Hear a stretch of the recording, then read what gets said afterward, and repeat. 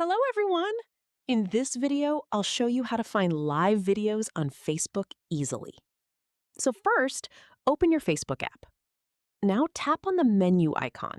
That's the three horizontal lines at the top. From here, you might expect to see a live option, but in the latest update, it's not always visible there. So instead, go back to your Facebook home screen. Now tap on the search icon at the top right. In the search bar, type Facebook Live or Live Videos and hit search. Once the results load, tap on the live video section. Here, you'll instantly see all the currently live streams on Facebook. You can scroll through and join any live video in real time.